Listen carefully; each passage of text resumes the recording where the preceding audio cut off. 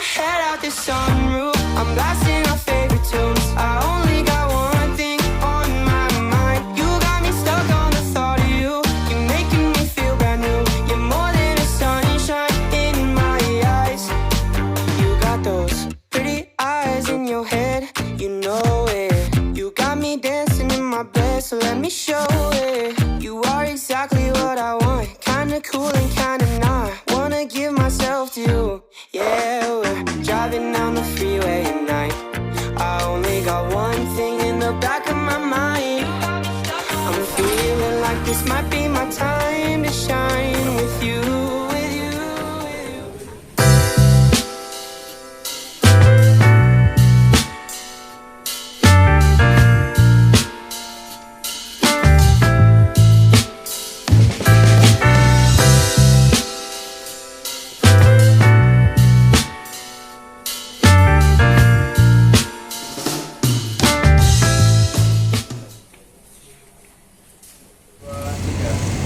Halo semuanya, di sini kita sudah bersama narasumber kita, namanya Pak Agung. Mungkin Bapak Agung bisa memperkenalkan diri. Selamat siang, perkenalkan nama saya bisa dipanggil dengan Mas Agung. Di sini saya staf perpustakaan di Perpustakaan Balai Pemuda. Iya. Untuk pertanyaan langsung aja masuk ke Iya. wawancaranya ya Pak. Untuk pertanyaan pertamanya, kira-kira nih pengunjung perpustakaan ini tuh ramai di hari apa aja sih?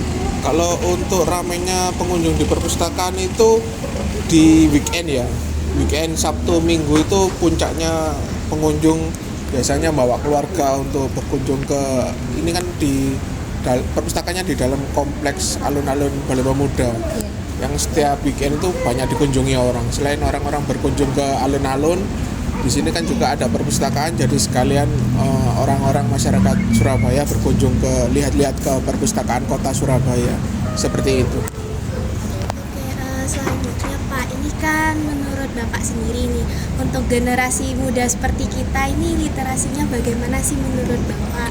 Untuk generasi muda saat ini terutama Gen Z ya yang lebih dikenal gitu, jadi literasinya diharapkan jangan literasi hanya lewat digital aja.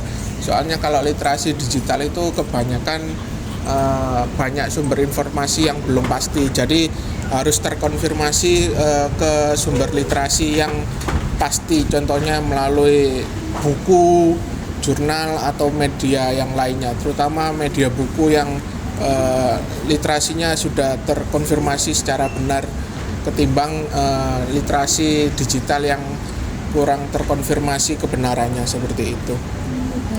Untuk pertanyaan yang selanjutnya, biasanya tempat ini dibuat apa aja sih Pak sama generasi pemuda seperti kita?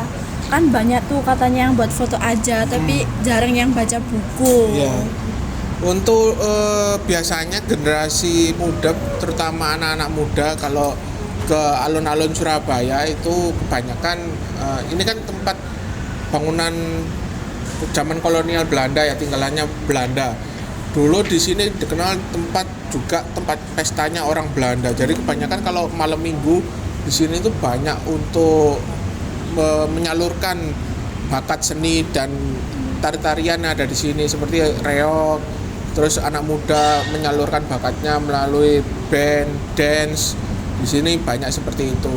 Jadi di sini sesuai dengan peruntukannya seperti zaman dulu untuk bangunan tempat hiburan. Jadi di sini masih sama peruntukannya tetap hiburan, tapi diselingi sama adanya perpustakaan yang membuat ada edukasinya tersendiri di alun-alun Balai Pemuda.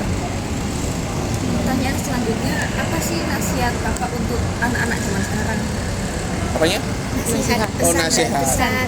Pesannya kalau saya bisa beri pesan-pesan untuk generasi anak muda sekarang, lebih gemar banyak membaca buku. Soalnya dengan membaca buku, terutama banyak buku referensinya, semakin kita tidak terpengaruh sama isu-isu yang belum tentu kebenarannya. Kan sekarang banyak berita hoax yang disebarkan melalui media internet, terutama digital atau yang lainnya. Itu asalkan kita kalau sering membaca buku, jadi otomatis kita bisa terkonfirmasi dulu kebenarannya beritanya itu, seperti itu.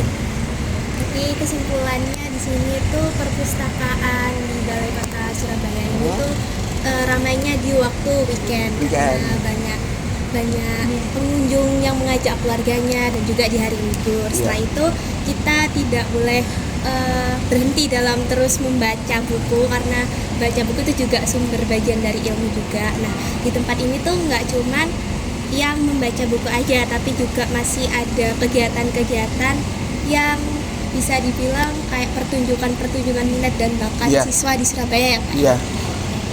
Terima kasih Pak atas itu udah bisa kerjasama dengan kami. Iya, terima kasih. Sekian dari kita. Terima kasih Pak. Ya.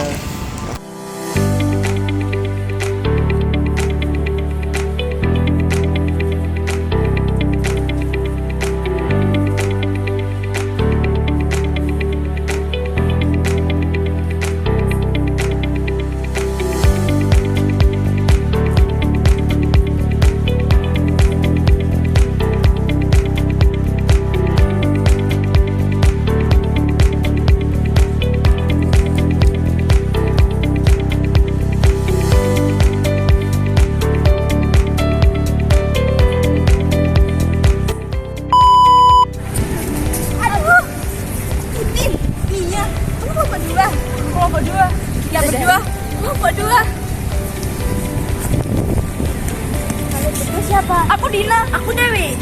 Kelompok 2. Iya, kalian kelompok 2. Iya, betul. Ini siapa?